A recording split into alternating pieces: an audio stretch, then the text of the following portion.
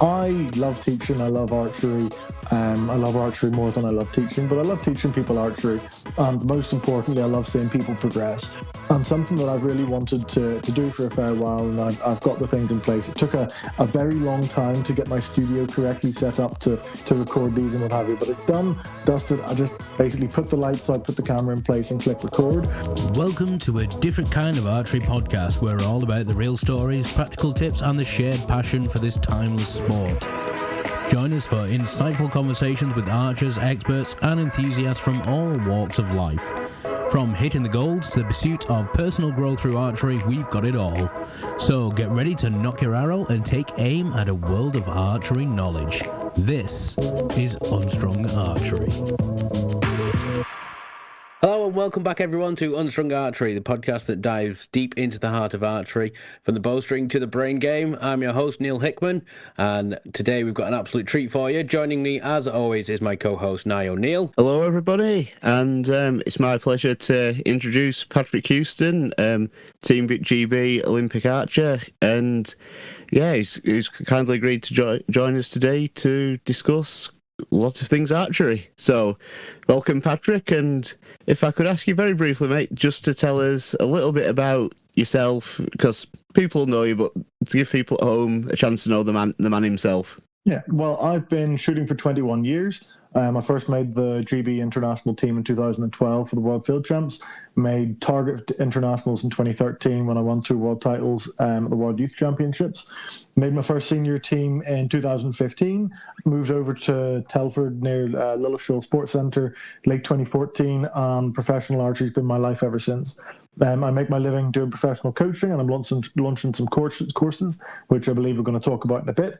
But I absolutely adore the sport. I love that I'm able to live within it, compete at every single level, from little local shoots to national tour things to a pile of big internationals every year.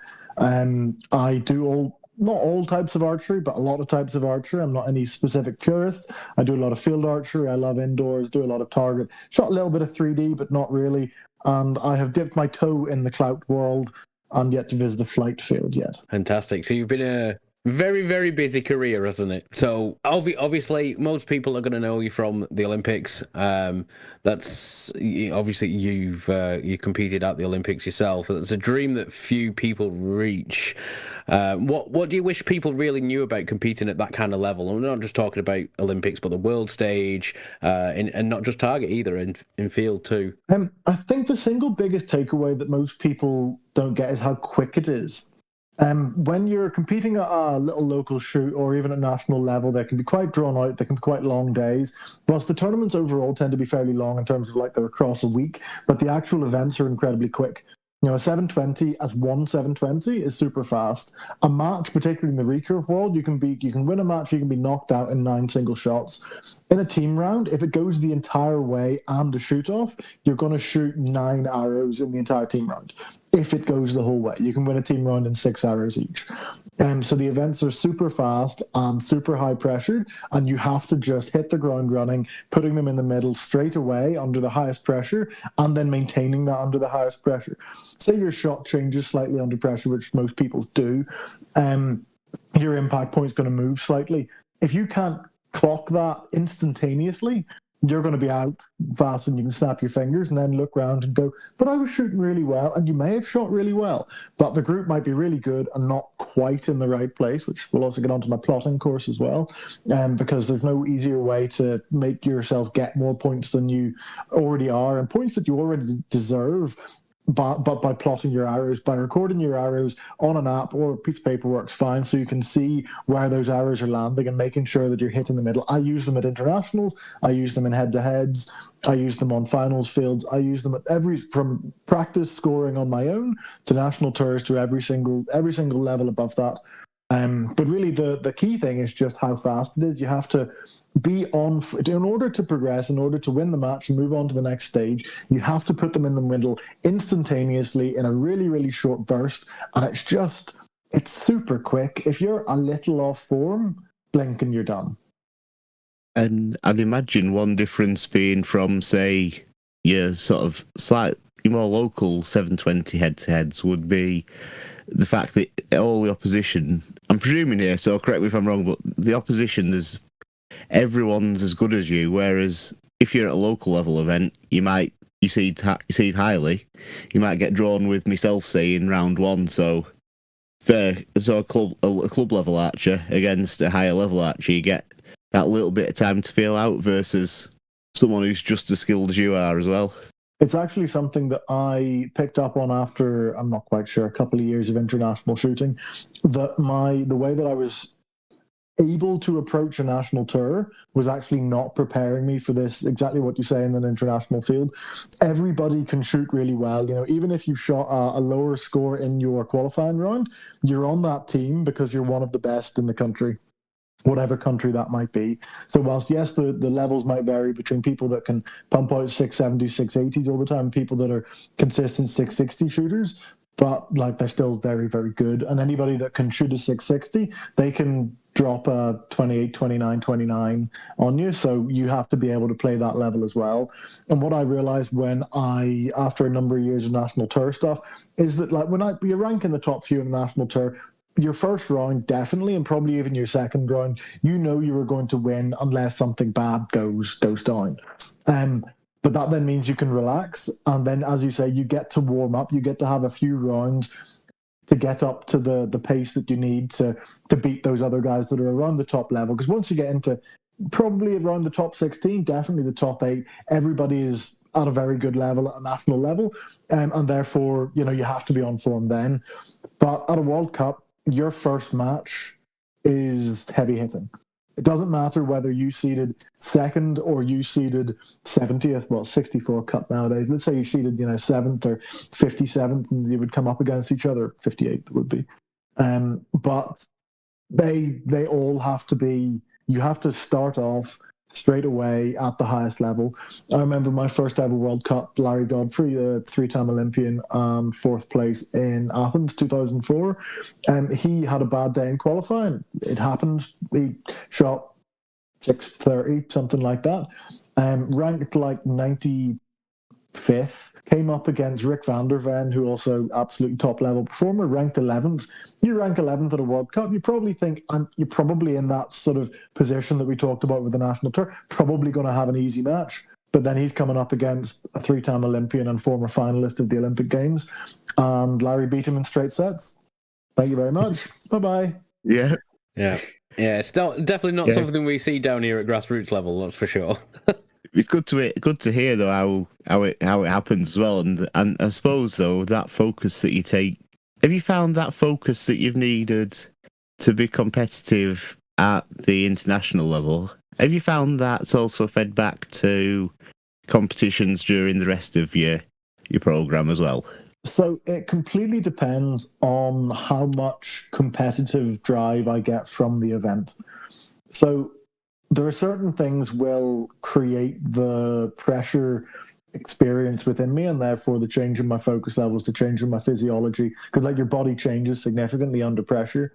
And that's the likes of anything record status that I can go for a record. If I know that I'm capable of breaking a record, then I'm competing with basically, a bloke that isn't on the field with me, but it's there on the record books. It's there for the taking. If it's national championships, if it's a national tour, if it's indoor, international, local shoots, it depends what I'm going for. Quite a few shoots I will go to because I enjoy going to shoots, and I enjoy meeting people at shoots, and I enjoy going and doing archery in different places, and it's useful to train the format of competitive archery. But there are times when maybe I'm working on something technical and I'm doing a shoot because I like going to shoots and I've got a free Sunday that I'm not coaching or competing, but then I'll go along to a shoot. But if I'm in a week or two before a major international, then I'm going there, even if it's not record status, for the sake of that tournament preparation, of basically prepping myself and doing the practice of all of those different elements to then build me up towards the major shoot, the major tournament. So it just depends sort of what level and what competitive drive gets created. Some events I go to for the sake of going to the event, for the sake of attending a shoot, and some I go to a tournament. which is actually the language I'm using there is very intentional. It's something that you and I discussed now. Which is, I think that we particularly trying to motivate, because we all have club members that were like, you should go along to these shoots, you should come and do these competitions with us. But if you've been shooting 6 months, you could be really enjoying archery, and like it could be really beneficial, not even beneficial from a development point of view, but just from an enjoyment of the sport that we all love so much, to go along to some other club, meet other people, and like you can shoot, a 30-yard national. That's absolutely grand. Like I don't care whether you're shooting, a new national like I did at GNAM and shooting 100 yards, or you're shooting 40, 30 or 20-10 or whatever is applicable to the level that you're at. The point is that it's not. We use the term, "Are you coming to a competition? You should go to a tournament," and I think that actually turns off a lot of people. I think there's a lot of people, and understandably so. They're there. Maybe getting their 30 or 40 yard 252 and thinking, okay, I'm better than I was, but that guy, I'm like, at whatever, whether you've got somebody in the top 20 in the country or just somebody that can shoot a 560 Portsmouth, there's still a vast difference between somebody that's 6, 9, 18 months into their archery career and somebody that's got all the kit and, can put a lot of them in the middle at 80 yards, and therefore they're shooting 60 or 50, they're flattening you for these newer archers. So if they're saying to these new archers, are you coming along to a competition, you're coming along to a tournament, I actually think we're using the wrong language there. And I think I'm going to try implementing this with my friends at the major events, the major tournaments, because everybody's got these people at their clubs that they're trying to get to go to competitions. But if we use the term shoot, like we've got the term shoot, you can interchange competition, tournament, or shoot. Like they are frankly the same nomenclature. Yeah. But if we say, how about you come along to a shoot? Come and join us at this shoot. I'm going to a shoot at Longman. I'm going to a shoot at Oldco. I'm going to a shoot at North Cheshire Bowman. I'm going to a shoot at Chorus. Whatever it is. If you say, are you coming along to the tournament up at Chorus? I'm not ready for a tournament. Yeah. I'm not ready for a tournament at all. You coming along to the shoot up at Chorus? Oh, what is it? Oh, we're doing a Portsmouth like we do every week. It's just different folk, and the best guys will get medals. But you're just going there to experience things and enjoy the shoot. You're going to enjoy the event. I think that's such a powerful change in just the usage of language that could potentially flip the switch to an awful lot of novices. Because novices, you find those newbie shoots. My club's going to be hosting one in September because we've got a newbie nationals in Shropshire that's wildly successful. Huge amount of people, and they're there with their club bows or their beginner bows, and they're shooting 30, 20 and stuff like this, and they have a great time. But they're scared and put off going to tournaments. So if we use the term shoot, I think we could totally flip the script. And I think that actually is, I like what you say there, because, yeah, I know Neil, when Neil runs his shoots at Wigan, and what I aspire to do at up at Morecambe Bay is we make it so that, shoots are somewhere that it's sort of like, oh, come up to Morecambe, come and see Nye, or I'm going down to see my mates at Wigan, or for us guys, when we go to Asherton for the novice shoot, we'll keep going back, and it's sort of, oh, come on down, you're going to see my mate, going to see my mate Bob, and my mate's down in Manchester as well. So I like what you say there, and I think it is sort of, it becomes a social event as well. Yeah. It's sort of, all right, we'll go and shoot at your ground today, Patrick, and then up the road to mine, down back to Neil's as well. I like what you say there as well.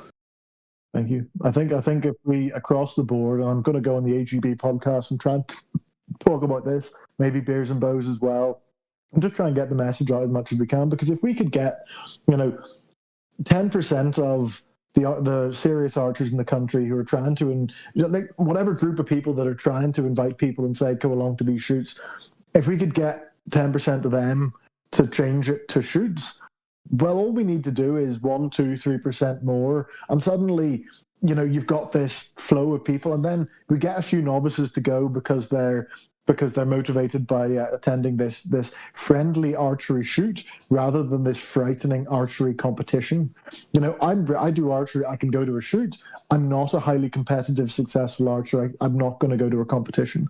We get a few more of them to go, and then they go, and then they come back to the club and they go, oh, I really enjoyed that shoot. That was really nice. I had a great time. And then more people go, and it could snowball really well, get loads more participants at these shoots, and then the tournament scene can grow and grow and grow because we've got more people involved. So I don't know how you found it since sort of before almost pre and post pandemic, Patrick, but up Cumbria we've noticed a drop off since COVID. But I don't know if you've seen similar, but yeah, hopefully with, like you say, the change in terminology, we can get back to those sort of club level events, club level shoots being the big sort of thing that they were.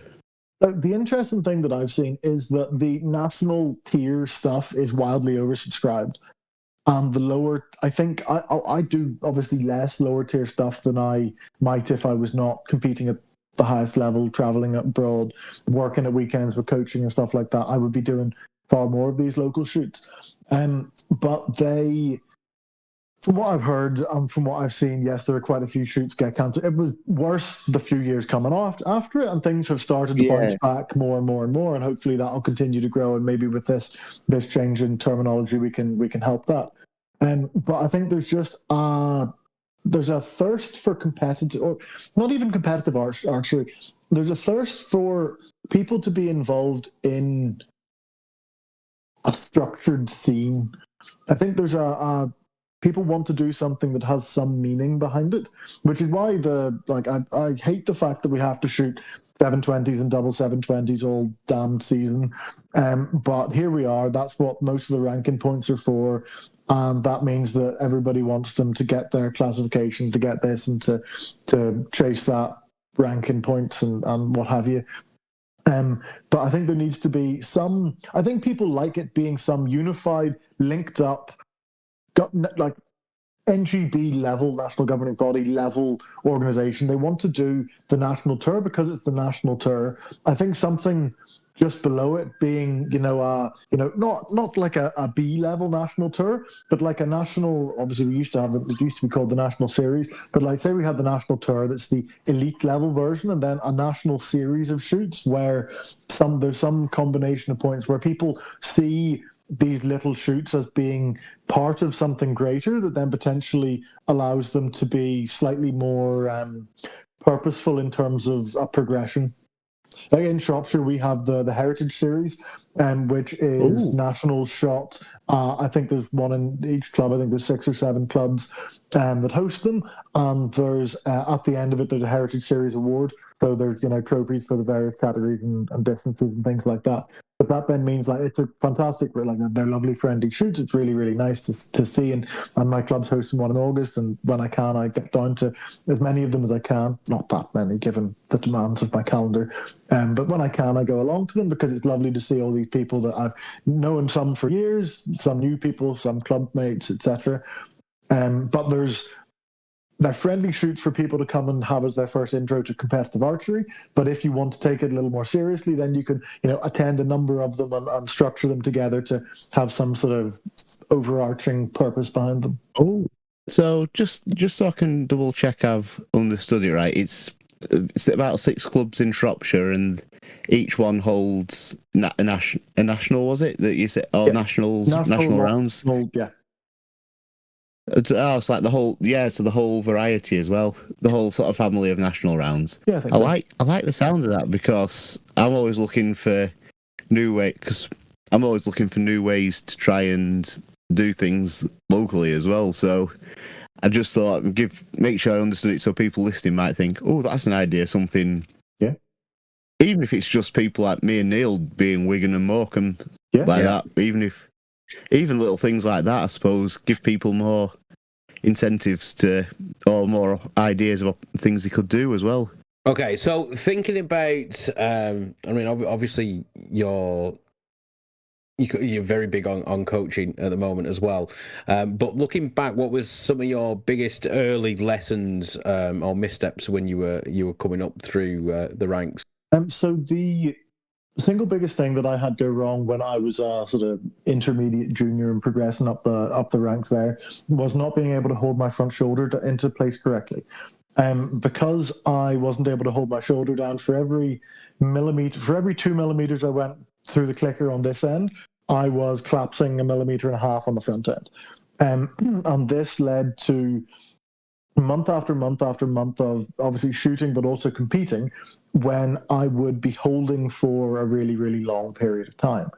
And that then led into when I then developed a really, really, really solid front shoulder structure. I call it the inside out front shoulder. When you get this sort of internally rotated, locked in line position, and where you get this bone structure in the musculature holding things in place, works absolutely brilliant. But it's because I'd spent this significant period of time holding for a very long period at every competition I went to, that became the norm, and it became almost impossible to get out of.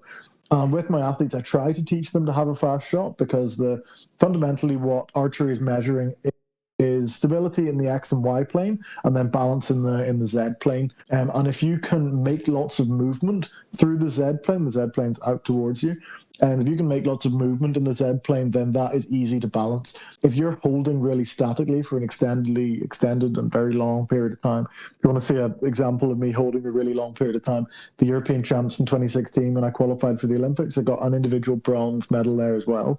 It's just generally a really good YouTube video. Would strongly recommend it. It's really rather hilarious sometimes. But I'm at full draw for 8, 10, 12, 13. I've done clips where I've like shown me winning it and stuff like that. And I legitimately crop out the holding, because it's like 10 seconds. Like I get to full draw and it just, nothing changes except the clock's ticking down. So not holding for long periods of time was a massive learning curve. Like I that's just how I am now. I can't get around it. I'm not going to create a super fast shot without some massive relearning of stuff that I've been trying. And at times I can move, but at times, oh boy, I can still hold very well now. Oh wow! Yeah, I was just imagining but to be able to hold it for that long and then bang, get the shot that you need as well, doing it under pressure.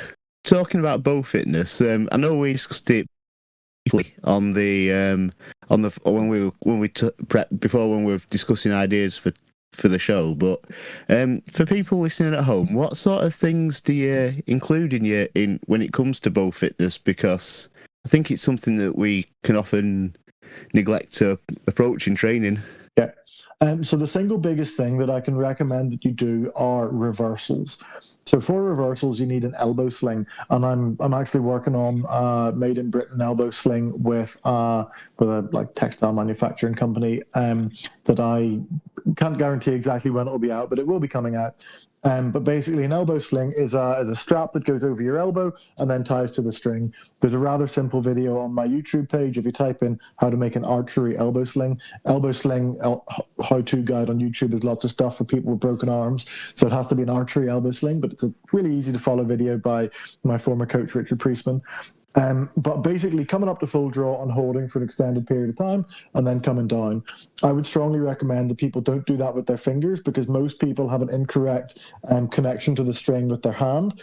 And if you're training doing a little bit can be beneficial to it for anybody to start gaining bow fitness, because if your shot takes 3 to 5 seconds and you never hold past that, then you're not training any exposure to a stimulus form of a longer duration hold. This is where the elbow sling comes in fantastically, because you're able to come up to full draw and hold for 15, 20, 30 seconds. Gold standard fitness is 30 minutes at 30 seconds up, 30 seconds down.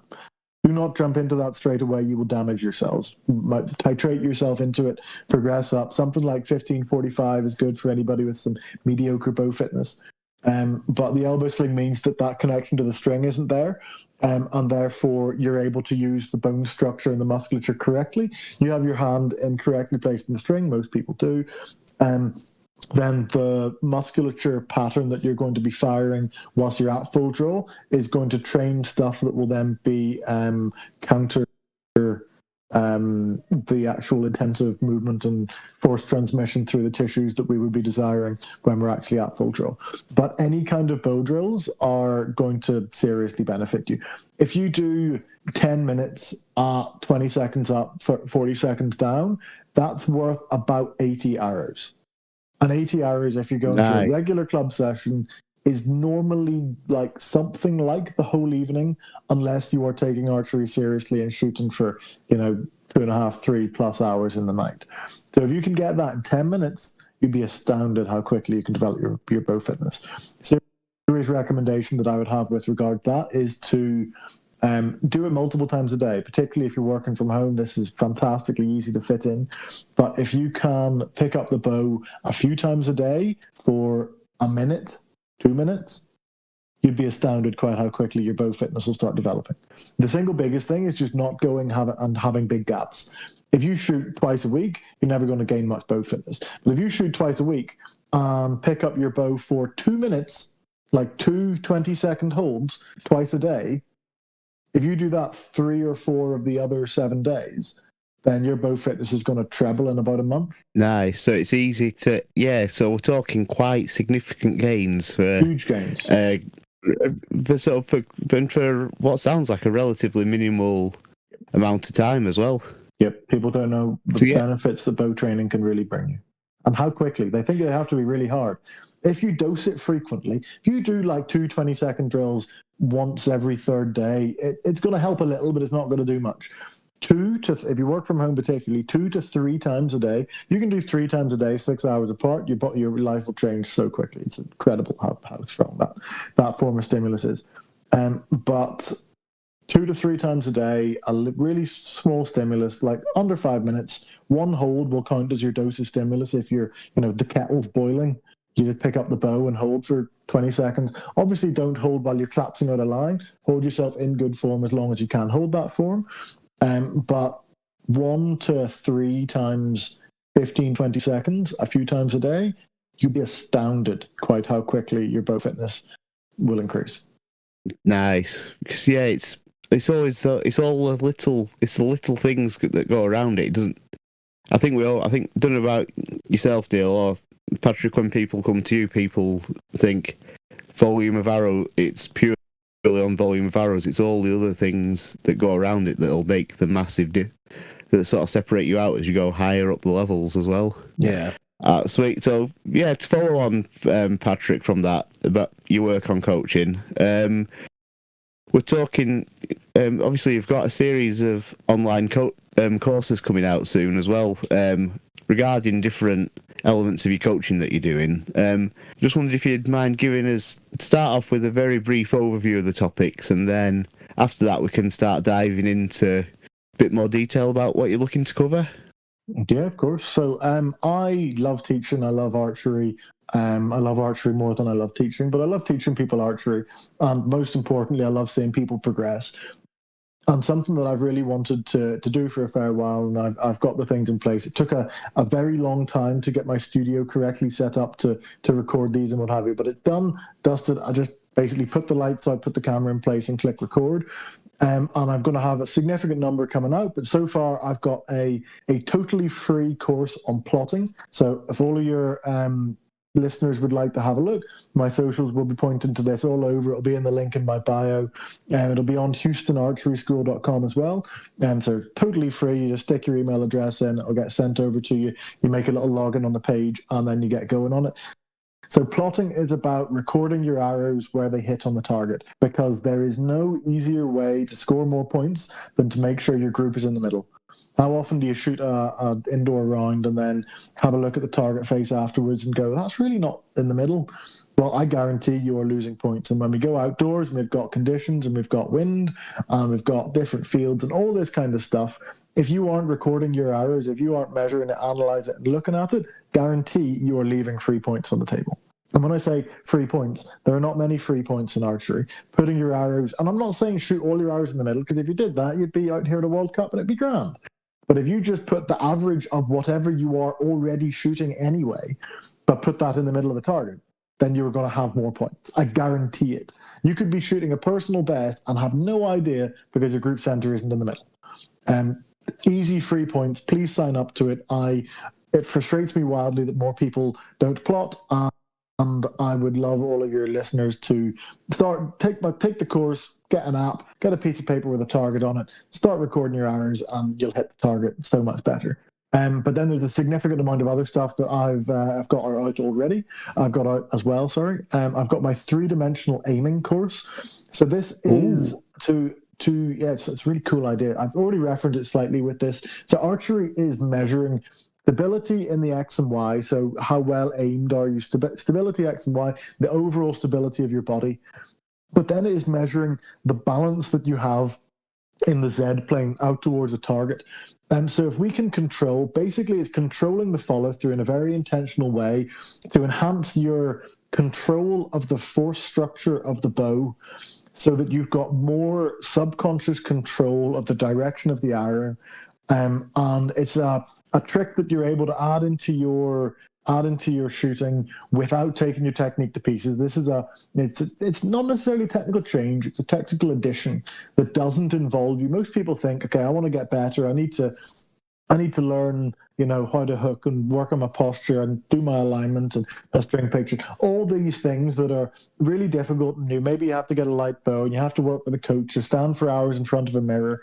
And this is not what 3D aiming is about at all. This is about enhancing your understanding of the way in which elite archers are using their bodies and their bow to hit the middle of the target so that you are able to apply that inside your own shooting.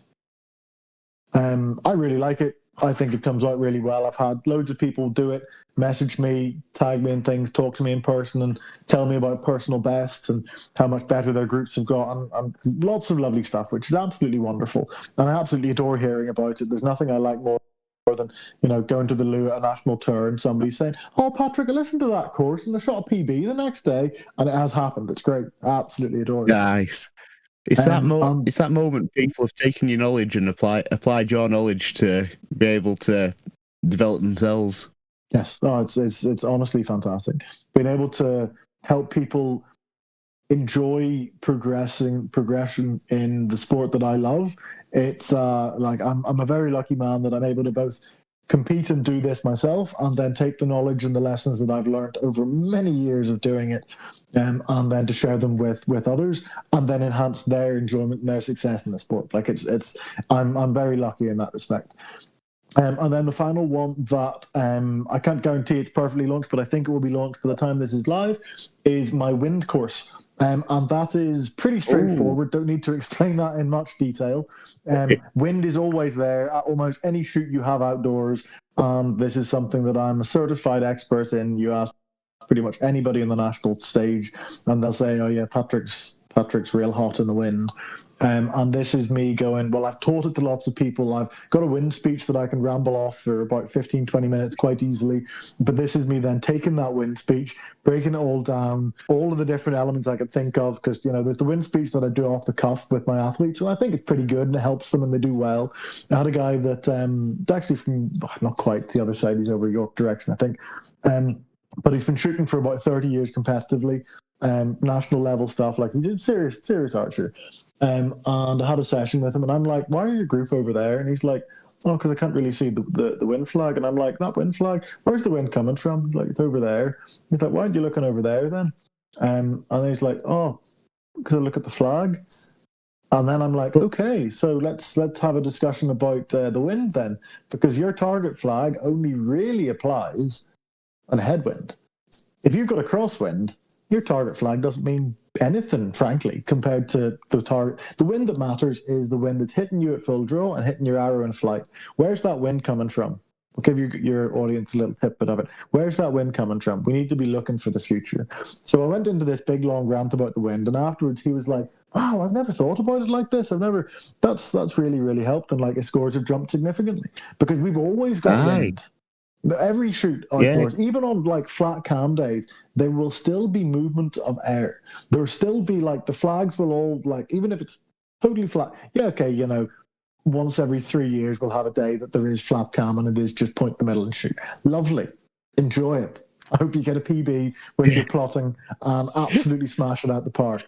But the rest of the time, even when it's calm, you'll still see the flags turn around slightly. And if you're just ignoring it, your group's going to meander this way and meander that way. And you're not going to lose many, but you'll lose some. And they're all points you could have if you just paid a little bit more attention to how and had more tools in your toolkit in order to deal with the wind. and this is something I delve into. It's I haven't finished the editing of it quite yet, but it will be live by the time the audience is listening to this. But it's probably about an hour and a half or so of broken into loads of different videos, nice. different breakdowns and stuff, of me breaking down every single way I can help you to read the wind better, predict the wind better, deal with the wind better, mentally deal with the wind better, physically deal with the wind better, and every possible permutation therein. Yeah, and I was going to say that sounds something that'll be especially useful for us, because my archery club, we're right on the estuary of the River Lune up in Lancaster. Okay. So it's prime time for changes in tide. So yeah, we can get hit by the wind as well. So yeah, it's like you say, that one in 100, 1 in 1,000 day, you get the sweet conditions. But other than that, we're going to be most of the time we're all going to be susceptible to someone.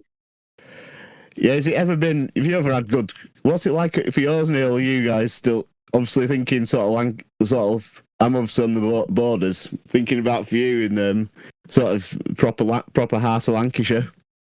Well, to be fair, our field is covered around most of the part with trees, so for the most part we're all right. But we never get a day where there's no wind. Like there's no such thing as a flat, calm day when it comes to us.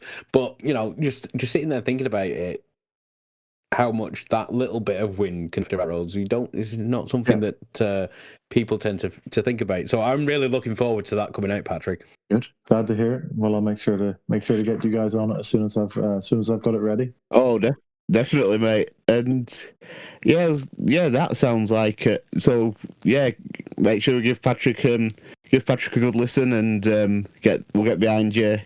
We're going to get behind you as well with that, mate, because it's all stuff that will actually be really useful for people to progress through the levels.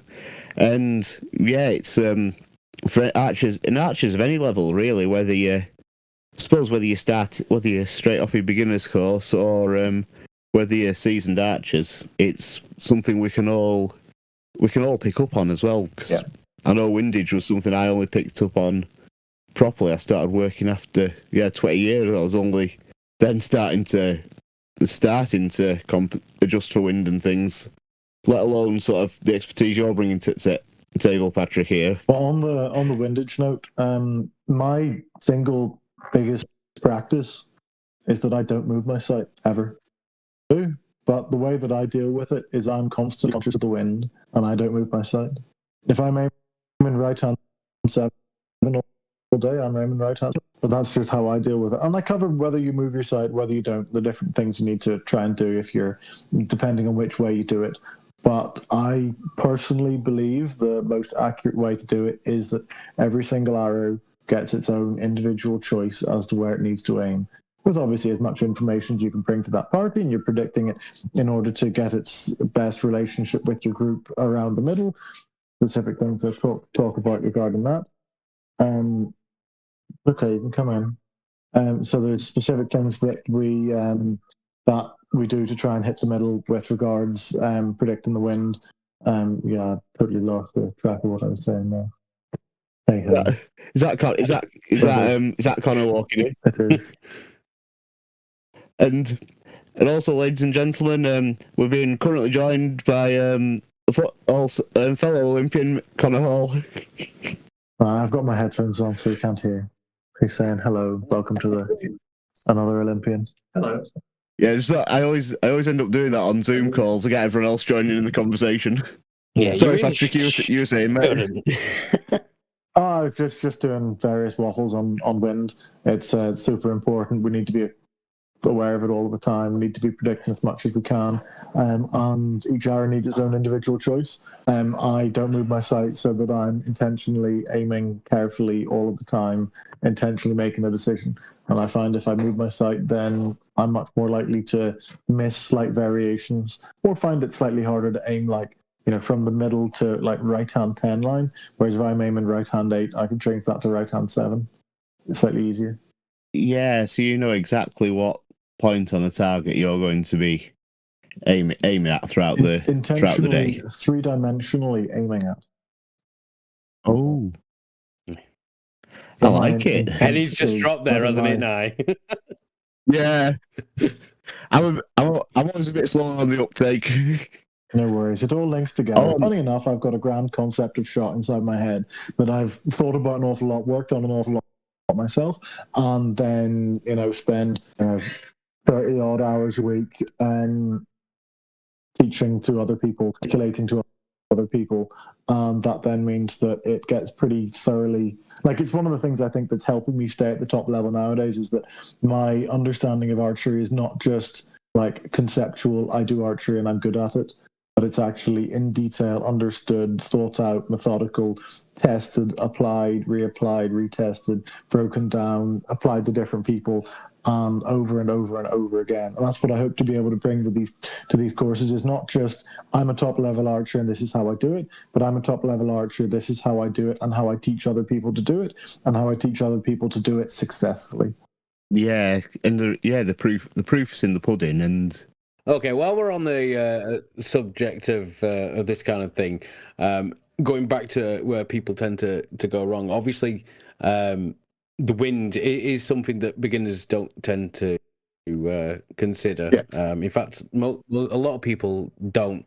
But just thinking, are there any myths that you'd like to bust wide open while we've got everyone's attention? The third finger is unhelpful. I teach people at their first ever go in archery to shoot with 2 fingers, because we want 2.5 fingers, and the third finger is really, really unhelpful.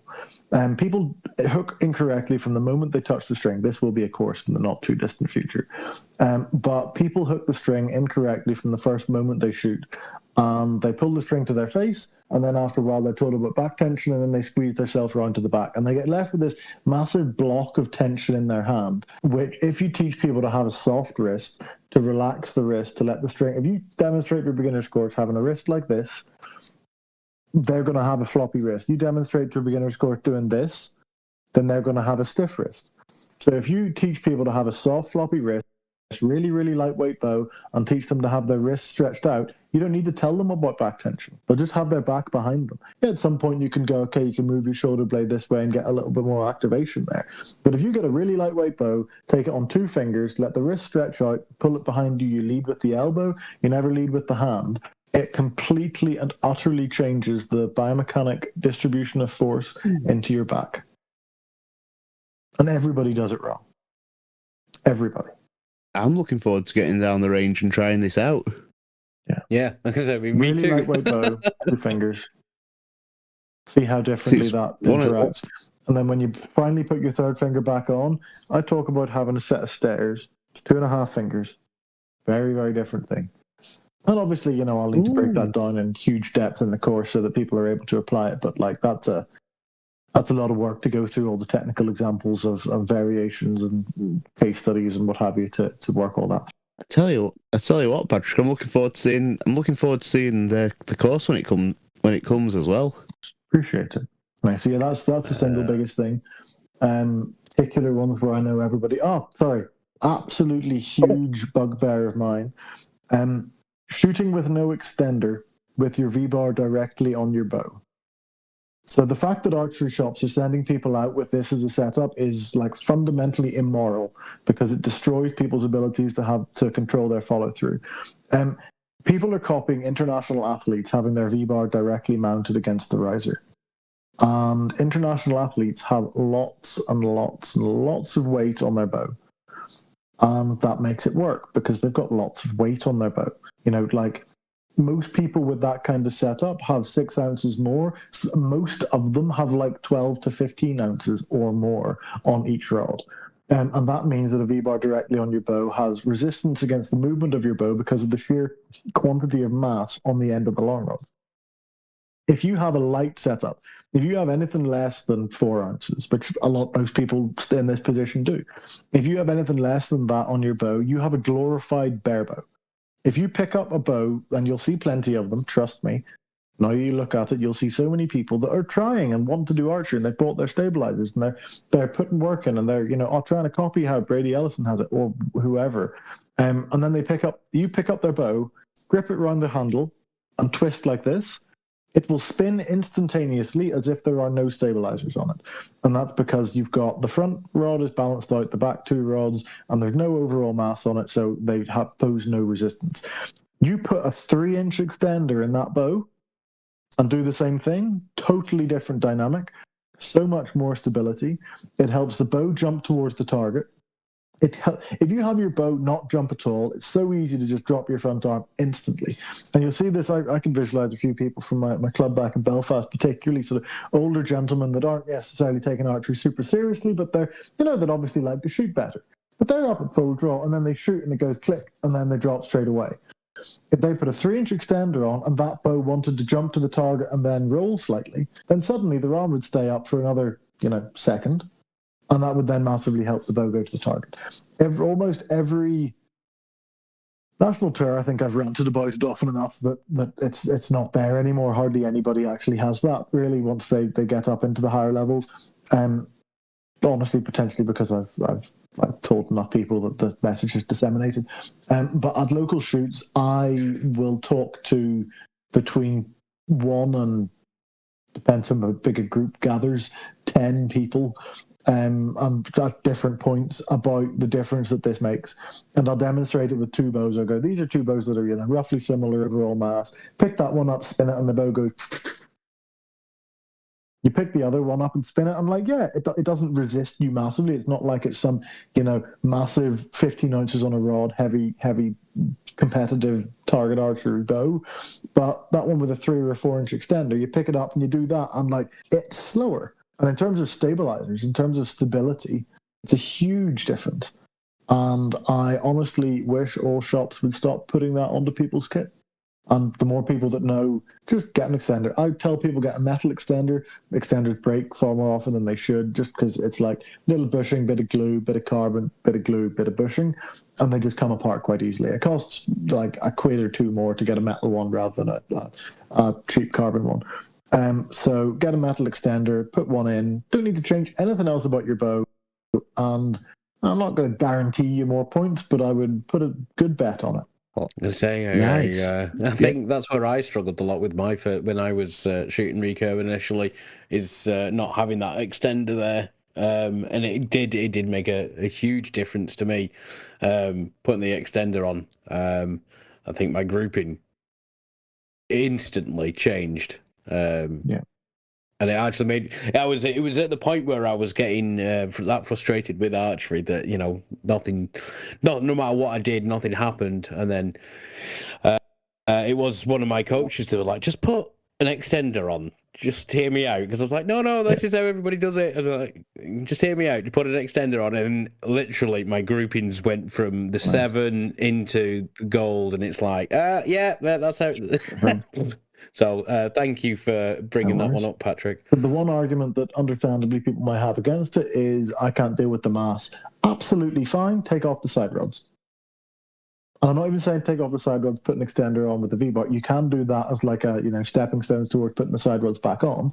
But if you can't deal with the mass of the change in forward weight by having the extender on, then only have a long rod, because the long rod will give you that effect. I would rather have just the long rod than have an overall light setup with the V-bar on it.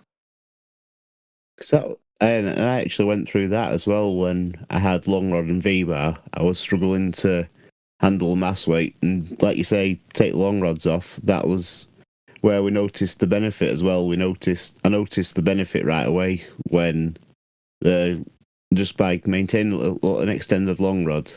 Yeah, it actually benefited it as well. My whole shot cycle. Okay, so how can aspiring competitive archers find their way to higher level competition? So I think the first thing is to just get out to shoots as often as you can. Get used to going to shoot. Get used to striving to be competitive. To focus on that. Focus on what you're doing and trying to put hours in the middle. I think a lot of people aren't thinking about what they're doing and are just going along to shoot and having fun, which is great, and that's absolutely fine. But at the point that you're like, I would like to progress higher up, I would like to do more inside the sport, I think you have to start taking it more seriously. Start taking records, record your daily hour volume. Doesn't need to be much.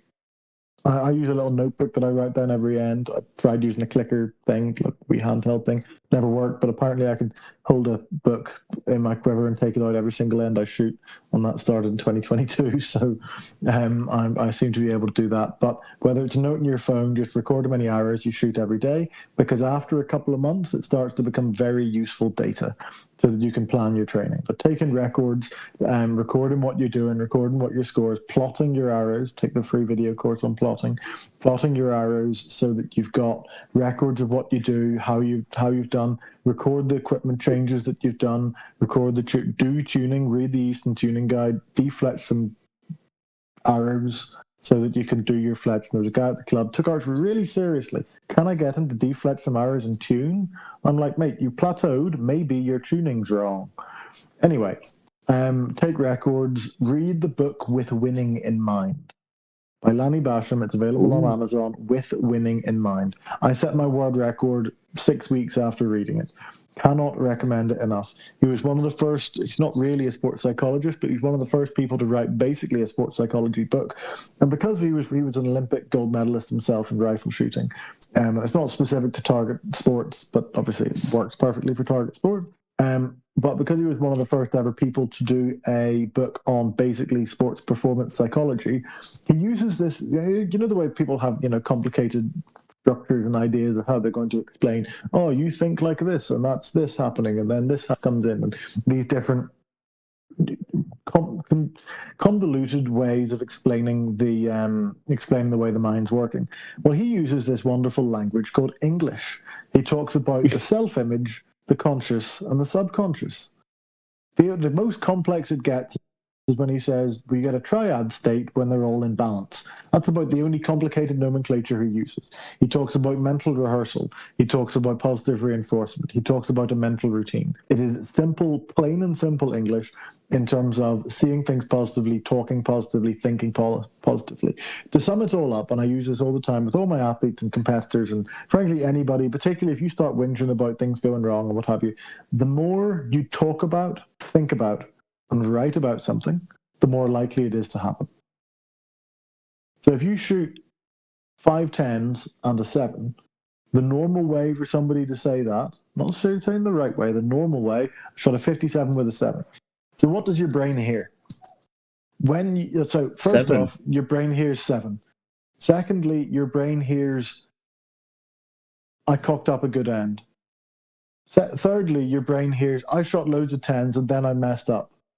Or basically you're hearing error, error, error, messing it up, getting it wrong, having a flyer, not performing, choking, etc. If you say, I had a 57 with 5 10s, then that makes it more like you, more like me, more like anybody hearing it. It brings you towards the position that it is like you to shoot lots of 10s. I shot a 57 with 5 10s. Well, that says that I'm a really accurate archer, that I shoot lots of arrows in the middle, that I'm good at grouping. And that's a fascinating, huge, tangible change. And when you apply it, the thing is, in archery, let's say we go and play snooker. And I'll do this because everybody does it. When you go and play snooker, you go and play footy or what have you, you have a laugh about doing badly because you're not good at it. It's fun. You're enjoying yourself. You go bowling. You're messing about. You're having a laugh. Oh, did you see that? That was crap, blah, blah, blah. You're enjoying yourselves, and it's very human, very social way to behave. And that happens in archery as well.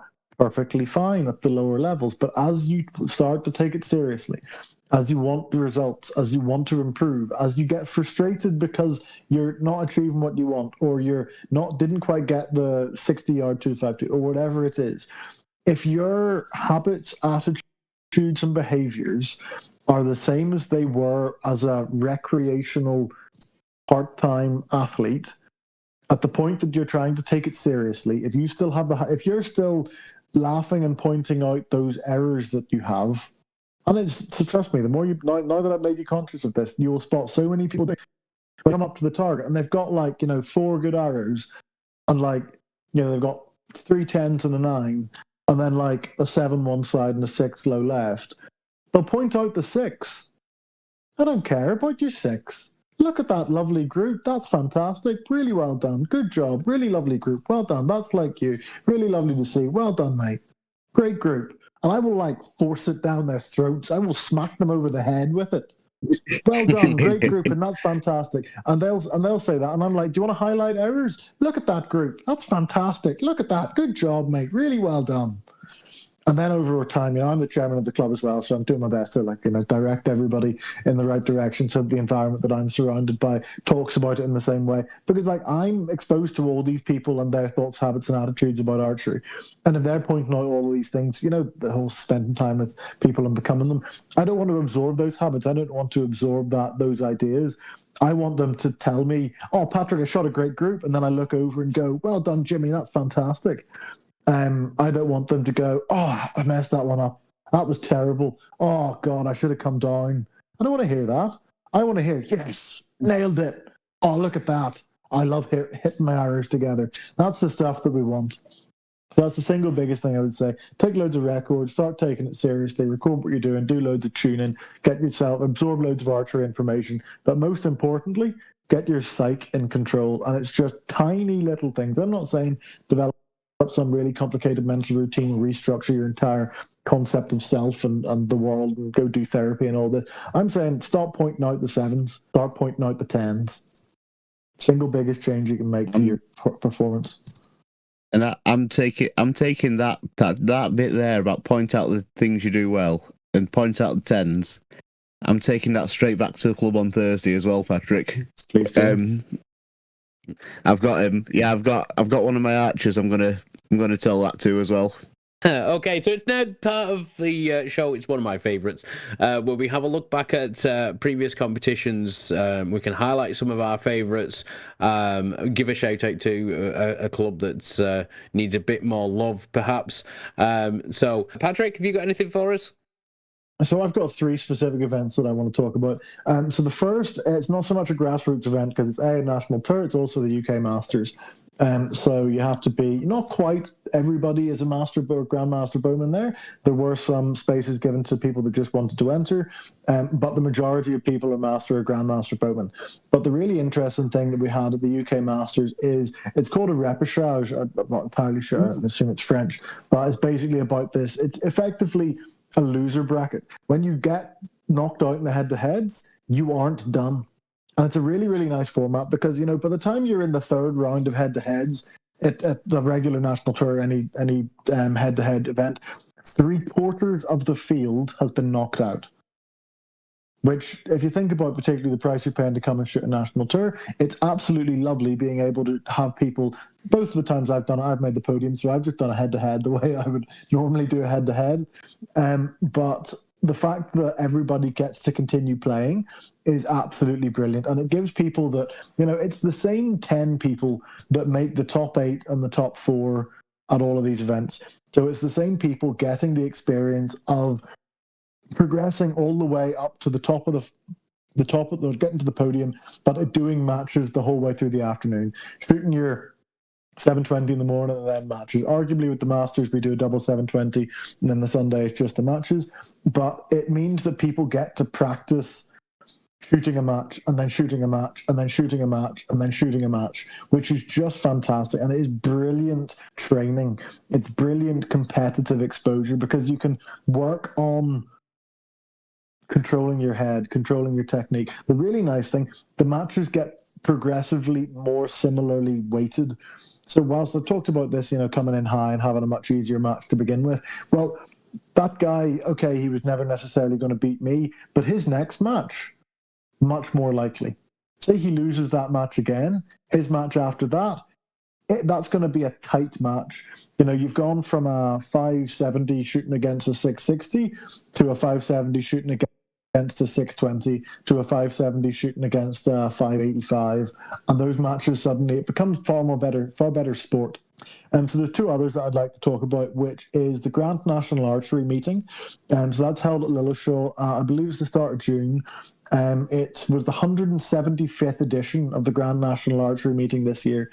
I go to it every single year. Started just because it was midweek competition, and I'm professional archer and training all this, particularly when I was solely a professional archer. But I absolutely adore shooting imperial rounds, shooting recreational shoots, and this really is like, it's not even a shoot, it's a meeting. You know, the point is you're there meant to meet. I think we should do 3 and 3 and be rotating off the line, but I'm not running the GNAM, so I can't implement that. But there's a quiz going on during it. We've got awards for the worst white and best gold, and the best gold at this end, the 8th end at 100 yards, and stuff like that. So there's a nationals on a Friday, and then it's a double York Saturday, Sunday. There are beautiful awards for it, and the awards don't just go to first, second, third. There's like, you know, you'll get a first, second, and third for the overall, and then there's a first, second, third that isn't the first set of first, second, and third for some other things. So different people get, and you get these gilt. They're called a gilt spider. Absolutely beautiful. It's little gold shield with I think it's GNAS on it, but then 3 arrows going through it like this. And it looks absolutely beautiful. I gave one to my 86-year-old grandfather as a birthday present once. They're absolutely beautiful. And if you want to go along to a fun, relaxed, pleasant recreational archery event, you can take it seriously if you want. And I've shot a number of national records at GNAM, but it's a lovely event. I would strongly recommend you go and shoot it. And the third is Dunster Week. I'm missing Dunster Week this year as I'm abroad, but Dunster Week is down at Dunster Castle on the Jurassic Coast down in Somerset. It is a week-long archery event. You can shoot from Saturday to Sunday the next week if you do the Somerset Champs as well. You can stay. I think some people get to stay on site, but there's loads of accommodation nearby. There's a big catering tent in the middle doing lunch. They've also got some lovely cider and stuff like that. Rules are a little relaxed there. You could definitely enjoy yourself in some ways you can't necessarily at most archery events. And down in the Somerset sun in the summer is a very nice way to spend your time. There's a men's line and a women's line. You're on the lawns in front of the castle. So we go through the entire Dunster week itself. Monday we shoot a 1440. I would call it a FITA, but if you're a new archer, you won't know what that is. But we shoot a 1440. Tuesday, it's either NFAS style 3D or an Albion. If you're doing the Dunster week as a competition, then you have to go shoot the 3D. Wednesday is longbow day, so it's a two-way western and you have to shoot it with a longbow. Thursday we've got a two-way clout. Friday optional for the Dunster week, but we're shooting a western, one-way western. There's now a old bows competition done on the Friday, so loads of people shooting, like, I'm not sure what the limit is, 20, 25, something like that, but basically everything you're shooting has to be of the era. Like a friend of mine has some LA 1984 X7s that he bought, spent £250 on these arrows. Absolutely beautiful. But people were shooting, art and sights and marksmen and take down old Hoyts and one piece, and I look forward to seeing it. It was dreamt up last year, I think, or 2 years ago. I wasn't there last year. I was there 2 years ago. It was dreamt up 2 years ago. Last year was the first one. I'm not there this year because I'm abroad a lot this summer. But I cannot wait to go down. I've got an old Hoyt gold medalist that I'll be shooting, and ACE rods, and I look forward to doing that myself someday. And then the Saturday, Sunday is a double York. So we talked about these different shoots needing people to go and do them, and the two that I mentioned there, GNAM and Dunster, they used to back onto one another, and some people would do the whole thing. They would do GNAM or Dunster and then drive to GNAM, and then sometimes there was the Masters after it, what have you. But these are events that they will still run and they've got people going, but the more that we can get attending them, the better, the more activity, the more engagement we can possibly have with these incredibly old historical shoots. Like, they're wonderful. It's not a serious hardcore competition, but they're just wonderful things and events to be part of. Definitely, I'd agree there. And that Dunster week, I think if you've sold it to me, Patrick, I'm thinking, Neil, it's one. I'm thinking road trip. Let's go road trip. But just a couple of things to follow on from what you said there, Patrick. First of all, it's nice to have someone else who remembers calling it a FITA and not just me. Absolutely. Frankly, I have to correct myself and not say a FITA 18 and a FITA, because that's what they are. Just deal with it and move on. I'm always in trouble when I'm at the club because I'll still be saying, I'm shooting a FITA 18 at the weekend, and Yeah, Neil probably tells me off half the time as well for calling them feeters. And the other one, you said about the gold medalist, I've finally found myself a nice left-handed Hoyt gold medalist as well. So it's sort of, my ears pricked up when you said you were shooting one. I've got two grey ones, a left-handed and a right-handed gunmetal grey ones, and they're not that interesting. But I have a beautiful ruby red one that, like, I'd already owned a right-handed one. I didn't need to buy it. And then somebody brought this along to an event and was like, Patrick, you can have it for 60 quid. And I was like, oh, I can't not take it. 60 quid for a Hoyt gold medalist. Man, that's a bargain. Hence why I couldn't not. I'm like, it's a beauty. It's You can't turn that down. It's gorgeous. It really is. Mate, you've got me. You don't know the amount of jealousy I'm feeling right now. Yeah, and it's red.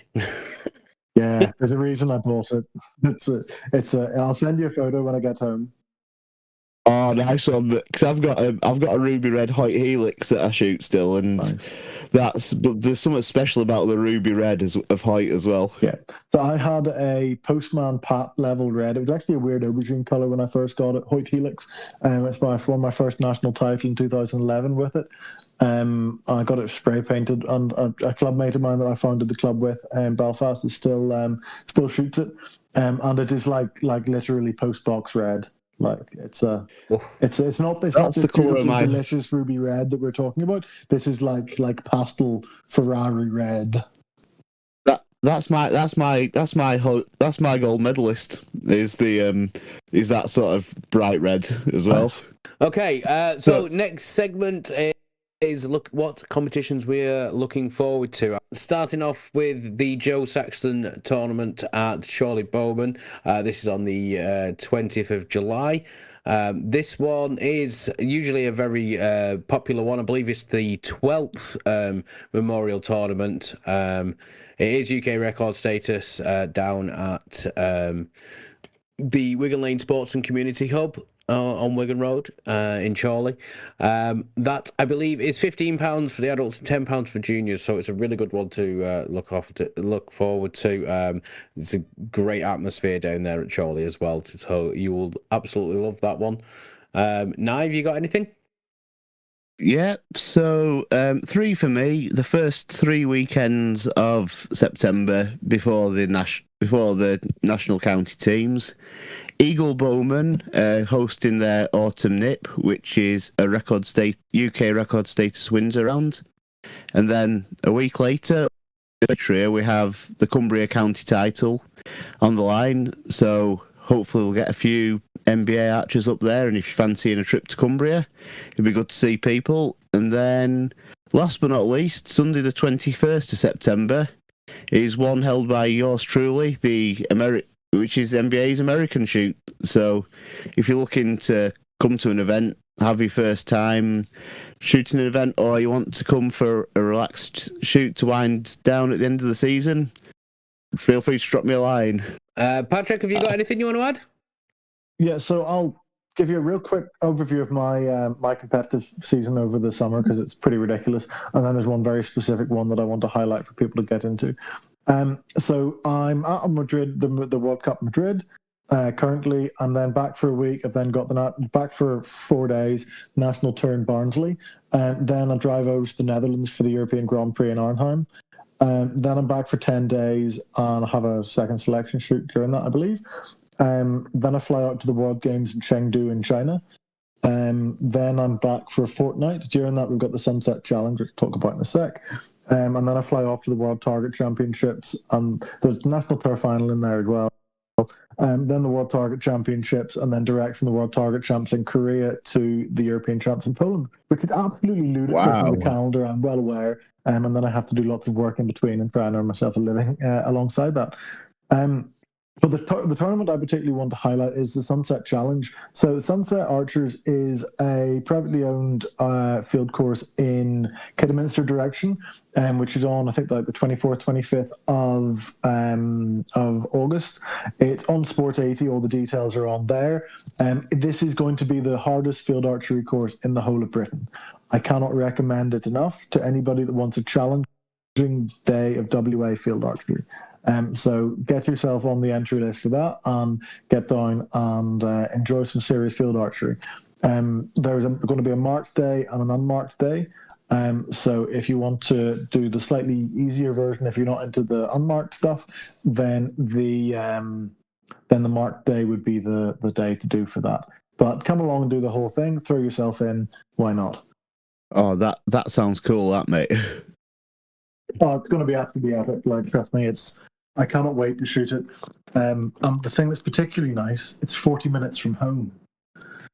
So I get to Even better. every day, sleep in my own bed. I have not got a WA field tournament, 2-day field shoot, staying in my own bed since I lived in Northern Ireland.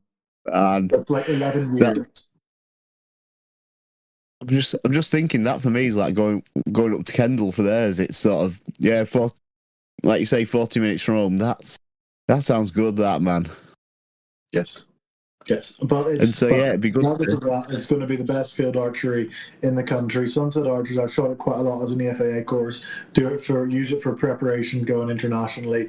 It's a fantastic course to shoot. Nick and Chris do a great job building it. The owners of both sports there, like, respect to them for everything they've done and keeping that going. We're hopefully going to have a couple of shoots a year at it. I know them well, and they've not had huge amounts of people coming to shoot the FAA stuff there because it is frankly too difficult and people don't want to go and not get their scores. So we've been able to convince them to put on a WA course, which means laying out another whole half of the course so they can put on the unmarked stuff. But it's going to be, I think it's going to be the hardest field course in the country. So this part is where we give someone in archery our own respective archery journeys who has perhaps gone under the radar or doesn't quite get the appreciation that they deserve throughout the journey. So Patrick, I didn't know if you had anyone that you'd like to give a shout out to. Yeah, so I think absolute unsung hero in archery is a man called Robert Potts. You may have heard of his father. He's just become the president of Archery GB. But Robert works in Archery GB, does an awful lot of the technical stuff at Archery GB, sends out records and loads of different bits and pieces there. He is also a judge on a DOS and runs almost all of the national tours, the Wi-Fi, the tech, the scoring for national tours. He basically is a one-man tournament organising team. He is running on the one weekend he has off in the whole of August. He is running the Sunset Challenge. He is an absolutely wonderful bloke, runs all of the shoots, organises huge amounts of the structural management. Like, frankly, if Archery GB could be boiled down to one person, it is Robert Potts. Like, he is an absolutely wonderful bloke, does a huge amount for the sport, and I'm glad that we have him. He's an absolute legend. I wholeheartedly agree with that, Patrick. If anybody's actually dealt with Robert, you'll know what we're on about. Yeah, thank yeah. So big shout out from us to Robert, and yeah. So there's going to be two people I'm going to give a shout out to. One this month and one in August's episode. So both of them have done an enormous amount for archery in Cumbria. And the first one I'm going to give a shout out to is one of our two judges, which is Chris Battersby, who has done a lot for both Neil and myself. So when it came to our record status for the double 720 last year, Chris was the man who helped us guided us through the process to get the record status. And also, I believe, Neil, when there was a judging conference, Chris, this year in March, Chris came down from Penrith way straight through to Wigan to come and make sure that the shoot happened in good order. I kind of left it a little late to book in a judge for our annual Portsmouth in the indoor season, and Chris came and really saved my bacon a little bit. So yeah, I 100% agree with that one. Thank you, Chris, as well. Okay, and I believe that. Sorry, Neil. We can move on to our quick fire round. Now, I apologise. Nye came up with these questions. Some of them are a bit ridiculous. But yeah, first thing that comes to your mind, Patrick. Yeah, I did. I'll take that one. It was me.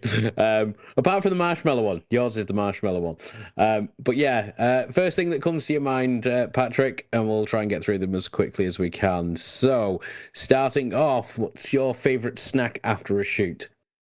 A Hawkstone lager. Nice. And one thing you can never leave home without on competition day. My headphones. Okay. Coolest thing about being an archer? The fingers on one hand are twice the size of the other one. That's a good one. I've never heard that one before. Go on, like. And if you both could talk, what would it say about you? Thank you for everything you've done for me. Indoors or outdoors? Indoors.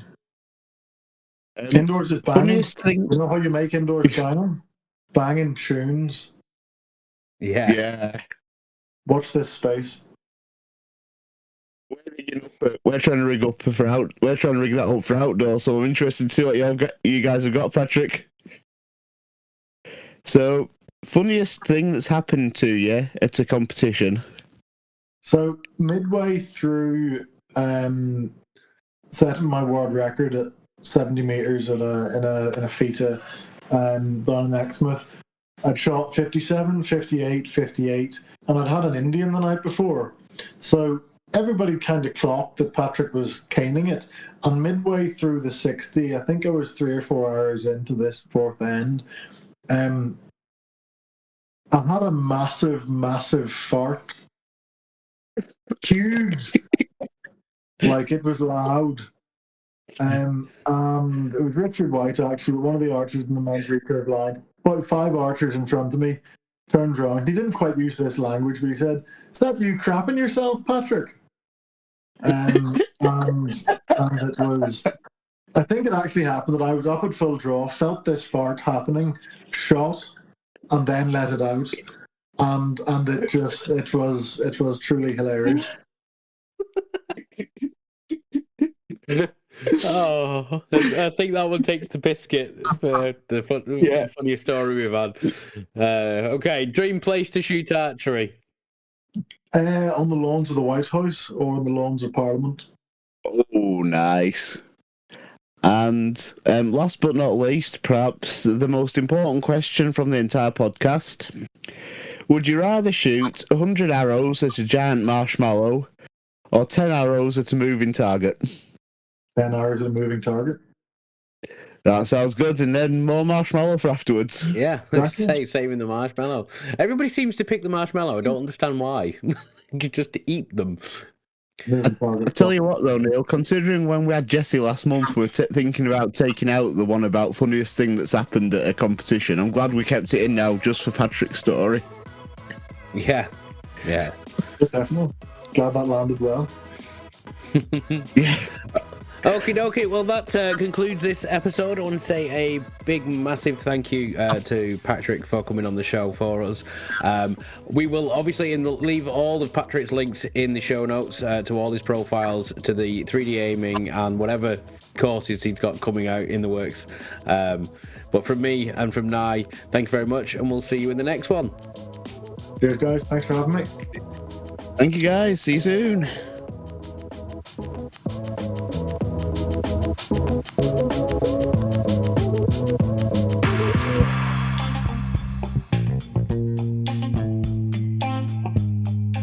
Before we sign off, we want to hear from you guys, our amazing listeners. If you have any questions, stories, or insights you'd like to share, we'd love to feature your voice on our next episode. Just hit that recording button on your phone or computer and send your voice clip to us. You could be part of the conversation.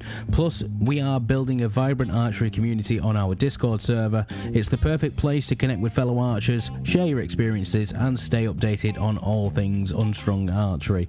You'll find the links to both our voice submission platform and our Discord server on our Linktree or in the episode description below. Your voice matters, and we can't wait to have you join the discussion. Until next time, keep those questions coming and stay safe in your archery journey.